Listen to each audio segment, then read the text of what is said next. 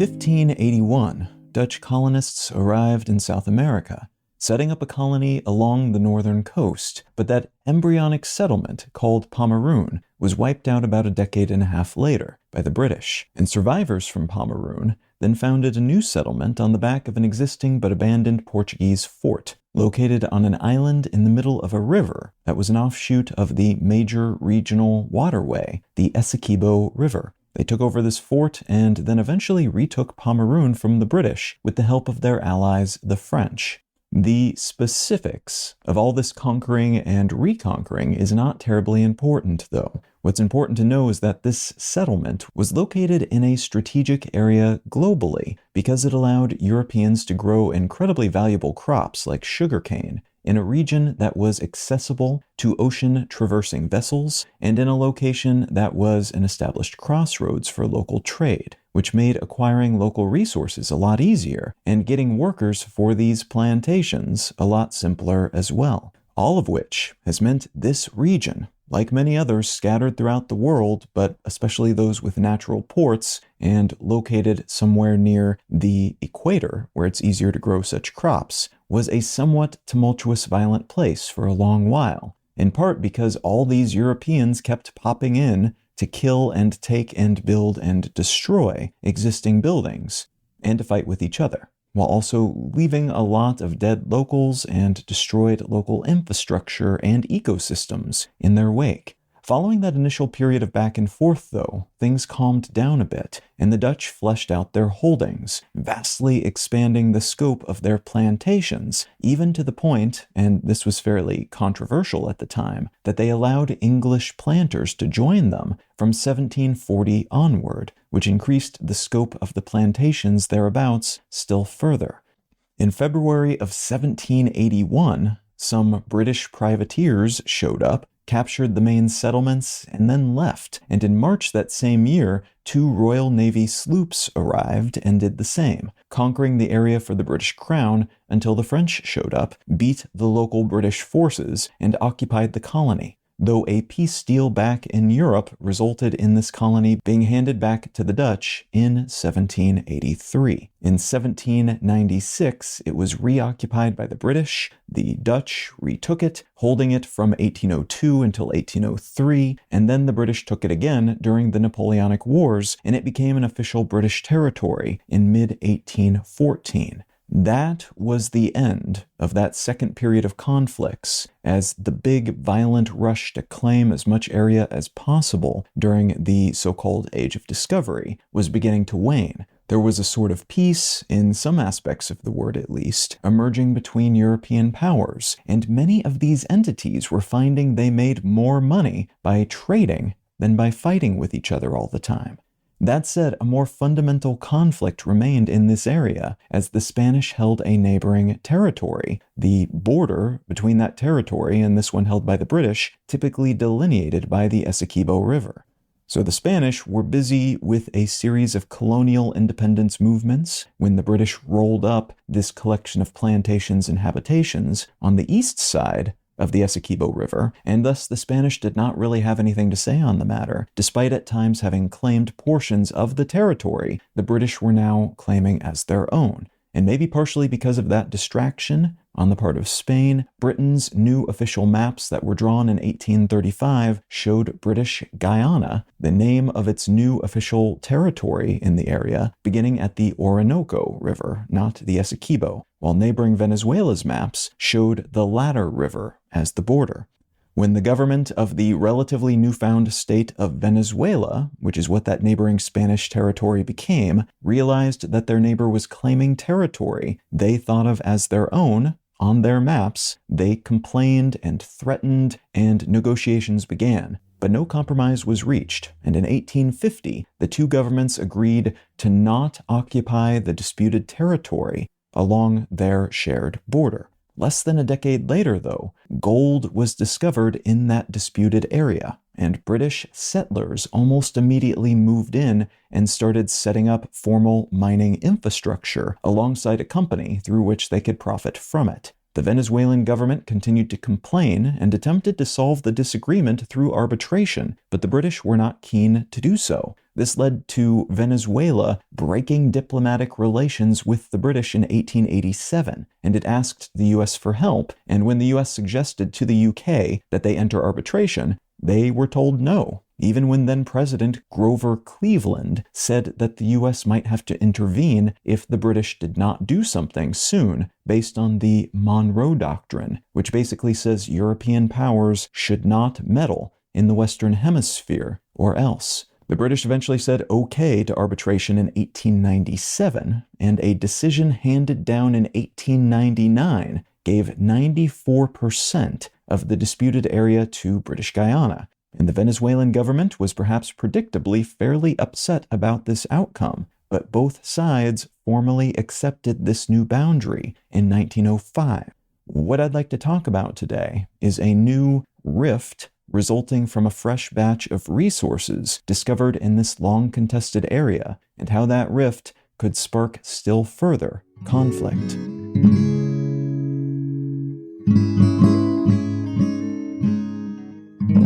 You're listening to Let's Know Things. I'm Colin Wright. Learn more about Let's Know Things, subscribe to receive free email updates, and/or become a supporter to receive monthly bonus episodes at letsknowthings.com. In 1958, British Guyana was divided into official administrative regions, and that led to the dissolution of an historical region called Essequibo, named after the river that bisected it. In 1962, as the European powers were undergoing a phase of decolonization in the wake of World War II, Venezuela restated its position that the claim it made to the territory back in the 19th century was legit and should never have been questioned or legalized away. And part of its argument was that the British had a deal with the Russians back when that arbitration effort was completed, and the folks on the arbitration board who were supposed to be objective, because of that agreement, allegedly were swayed to rule in favor of the Brits. The British said that this is nonsense, as did the government of British Guyana and the Russians, but this remained in dispute until British Guyana gained independence from the British as a dominion in 1966, becoming the nation of Guyana, with those arbitration-established borders still in place, and they remained in place when it became a republic in 1970 as well. Shortly after that independence was attained, though, Venezuela started taking action of diplomatic, economic, and military flavors to retake the territory it considered to be its own, and that it considered to have been unfairly stolen, arguing, and this is just one of the many arguments it has made toward this intended end, that the Geneva Agreement that it, then British Guyana, and the British all signed in 1966 nullified the original arbitration agreement the parties had signed earlier that established those still in place British Guyana favoring borders. That new agreement also said that the signatory nations would solve all disputes through dialogue, though, which is part of why recent saber-rattling by Venezuelan President Nicolas Maduro has been so shocking to so many people, as even though this has been an, again, tumultuous and violent area for a long time, in recent memory it's been just tumultuous, but mostly peaceful, despite those long-simmering resentments from Venezuela about this perceived violation of trust and what it considers to be the wholesale theft of a region it sees as being its own. On December 3rd, 2023, Venezuela held a referendum that asked voters if they reject the 1899 arbitration agreement, if they support the 1966 agreement, if they agree with the government's stance that the International Court of Justice has no say in this matter, if they agree that the Venezuelan government should be able to oppose Guyana's claims about the region, and if they think the government should turn the disputed region into a new Venezuelan state called Guyana Essequibo, granting all locals Venezuelan citizenship as a consequence. Low turnout was reported at polling stations for this referendum, but the official results indicated that more than 95% of voters responded yes to each of those 5 questions. And despite that low turnout and claims that the government may have falsified these results, they've been using those yes numbers as part of their justification for seemingly moving forward with an annexation of the region. Though as of the day I'm recording this at least, and this could change before this episode goes live, that annexation is only on paper. It's theoretical, not a practical, real-life reality. Now, part of why that vote and the results and the government's response to the results are so shocking is that this region has been governed by Guyana and its many governmental guises for generations. This isn't an area that's gone back and forth between the two countries in recent memory. It has been well and truly Guyanan for a long time, and the people living in the region, all 125,000 or so of them, out of Guyana's total 800,000-ish population, would tell you the same if you asked them. They are Guyanan, and this area makes up something like 2/3 of Guyana's total landmass. In 2015, though, oil was discovered just off the coast of this disputed territory, and that led to calls by then, as today, Venezuelan President Maduro to take this territory back. Venezuela has a lot of oil already, but these new reserves were looking to be pretty sizable, and this new discovery had the potential to further enrich already rapidly enriching from the sale of other oil and other reserves they own, Guyana. So through some lenses, it made sense to try to grab the land attached to these reserves if possible, both to get that money and to prevent a neighbor with whom they've long had all sorts of conflicts from getting that money as well. That call eventually died down a bit. It remained, but was not at the forefront of conversation, the way it was in 2015, when Venezuela was in the midst of a presidential crisis that Maduro was likely keen to conceal a bit, moving the spotlight over to something else, and ideally something nationalistic in nature. So while getting that money was probably a big part of that renewed push, there was a good chance that political expediency and trying to get both the public and the media to look at something else,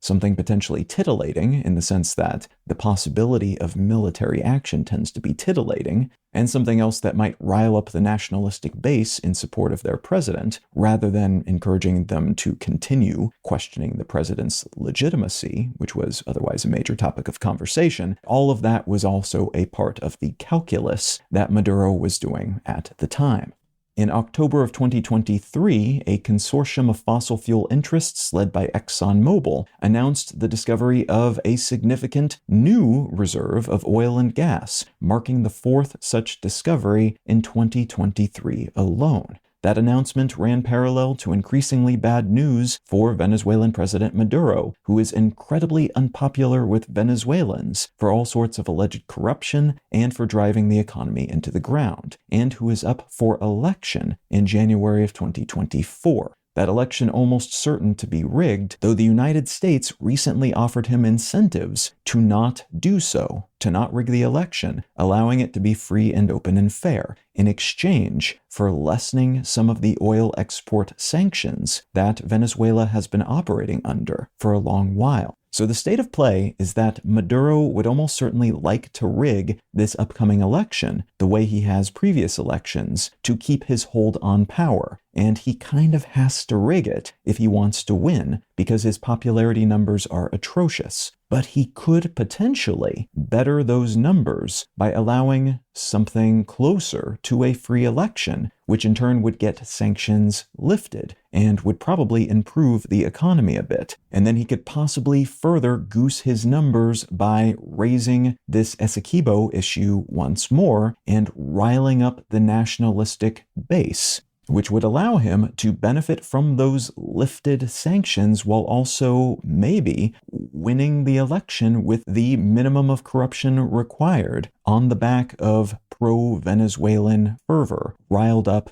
by the Essequibo issue. Now that is one theory of what Maduro is up to. There is still a chance that he's ramping up to just move into this contested region to start setting up shop, guarding roads, claiming the area for Venezuela based on all those historical disagreements and claims. But that option is considered to be quite risky by many analysts, as military action of that kind, annexing a neighbor's internationally recognized territory, in the Western Hemisphere no less, could be a step too far. Bringing neighboring militaries, including Brazil's, which has already positioned troops on the border because of this dispute, into the conflict, alongside forces and other types of aid from the United States. What might be a better option for him, for his apparent purposes at least, is to just keep on rattling that saber, raising the possibility of annexing this area, and maybe making some deals with the Guyanan government, threatening them the whole time, and as a consequence grabbing up some small piece of territory, or maybe just economic, monetary rights to some of these new assets.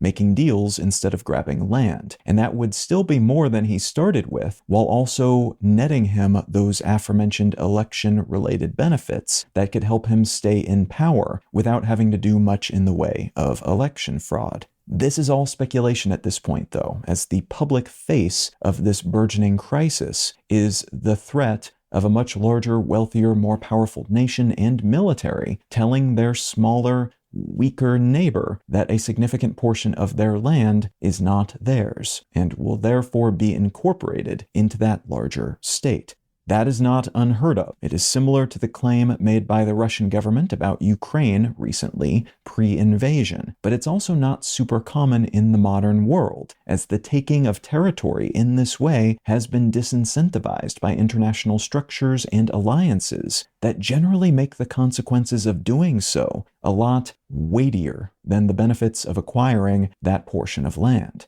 We are entering a new post-Ukraine invasion age, though, in which a lot of those prior norms and expectations are being challenged or upended. Neighbors invading neighbors, which may be gestures at a new norm, but some of these governments maybe are just hoping to get in while the getting is good, righting perceived wrongs and grabbing what they think they can before the international order gets wise and implements some new system of carrots and sticks, assuming, and not without reason, that it will make more sense for everyone in the aftermath to just leave things where they are at that point, rather than trying to put pieces of the former setup back together in some way, which would be super difficult. The governments of Venezuela and Guyana had a meeting in the nearby island of St. Vincent recently, in which they agreed to an 11-point declaration, which included a mutual promise not to use force against each other, no matter what, and to avoid escalating the conflict in any way. But their disagreement over who should have jurisdiction here, with Guyana pointing at the International Court of Justice and Venezuela saying that the court should have no say in the matter, could complicate these discussions before they have a chance to really start, making any progress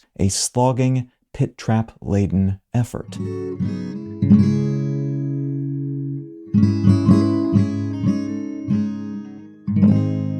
The book I'd like to recommend today is called Your Brain on Art, How the Arts Transform Us, by Susan Magsamen and Ivy Ross. The underlying premise of this book is that art is not just something for wealthy people, it's not just a form of entertainment, it's not something to do when we're not doing something more important. Instead, it is fundamental to our psychological and cultural and societal well-being, in part because it can influence us so strongly and help us see and think and do things differently, and hopefully better as well over time. The book includes interviews with artists whose names you'd probably recognize. It includes recent research into this subject that shows demonstrably that art impacts us in various powerful sorts of ways, and it makes the argument that we can weave artistic expression into all different facets of life, including at the fundamental, systemic, even legal and governmental level. Now, if any of that sounds interesting to you, consider picking up a copy of Your Brain on Art by Susan Magsamen and Ivy Ross. You can subscribe to receive email updates, find show notes and other such content, and support this show financially, receiving additional bonus episodes as a thank you at letsknowthings.com. Learn more about me and my work at Colin.io. Subscribe to my other news-focused podcast, One Sentence News, wherever you get your pods, or at onesentencenews.com. And say howdy on social media. I'm at Colin is my name on Instagram and Twitter, and Colin Wright on Facebook and YouTube. Thank you so much for listening. I'm Colin Wright, and I'll talk to you again next week.